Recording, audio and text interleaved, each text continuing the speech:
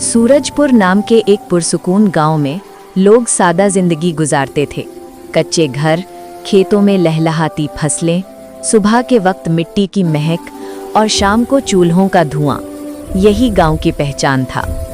गांव के किनारे एक बड़े पीपल के दरख्त के नीचे एक नदी बहती थी, जहां जानवर और बच्चे खेलने आया करते थे। उसी गांव में रामू नाम का एक मेहनती किसान रहता था। उसके पास एक मजबूत और समझदार बैल था, जिसका नाम था मोटू। मोटू ना सिर्फ रामू का प्यारा था, बल्कि गांव के सब लोग उसे अपना साथी समझते थे।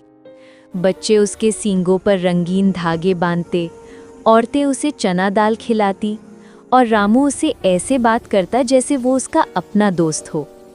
सुबह रामू मोटू के साथ खेत जाता। हवा ताज़ा होती, धूप नर्म होती और खेतों में चिड़ियों की आवाज़ें गूंजती थीं। मोटू हल चलाता और रामू बीज बोता। दोनों की जोड़ी पूरे गांव में मशहूर थी।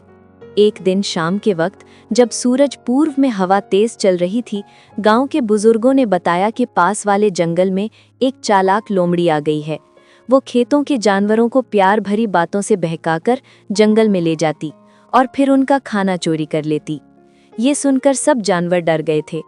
उस रात जब रामू मोटू को पीपल के दरख्त के नीचे बांधकर घर चला गया, चांदनी फैल रही थी। माहौल पुरसुकून था। इसी वक्त घास की सरसराहट हुई और एक पतली सी सख्त आवाज़ आई।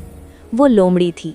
लंबी झाड़ी जैसी दुम, चमकती चालाक आंखें और मसनूई मुस्कुराहट के साथ वो मोटू के पास आई और बोली, अरे बड़े भाई, तुम तो इतने ताकतवर हो और यहाँ खुश्क घास खा रहे हो। जंगल में तो मीठे रसीले फल, ताज़ा सब्जियाँ और शक्कर जैसे मीठे फूल मिलते हैं। आओ ना मेरे साथ। मोटू धीरे से उसकी तरफ देखने लगा। उसने लोमड़ी की आंखों की सुर्खी और मुस्कुराहट की चालाकी महसूस कर ली। मोटू ने कहा, अगर जंगल इतना ही अच्छा है तो तुम वहाँ से भागकर यहाँ क्यों आई हो? लोमड़ी एक लम्हे को चौंक गई, मगर फौरन बोली, बस मैंने सोचा कि तुम जैसे बड़े और ताकतवर दोस्त को भी फायदा पहुंचाऊं। मोटू जान गया कि वो झूठ बोल रही है। उसने ऊंची आवाज में पुकारा। ये आवाज सुनकर पूरा गांव हिल गया। जैसे ही सबकी नजर लोमड़ी पर पड़ी, वो घबराकर जंगल की तरफ दौड़ी, मगर गांव के कुत्तों ने भौंककर उसे इतना डरा दिया कि वो सीधा पहाड़ी की तरफ भाग गई और फिर कभी गांव के पास नजर नहीं आई। गांव वालों ने मोटू को प्यार से थपथपाया।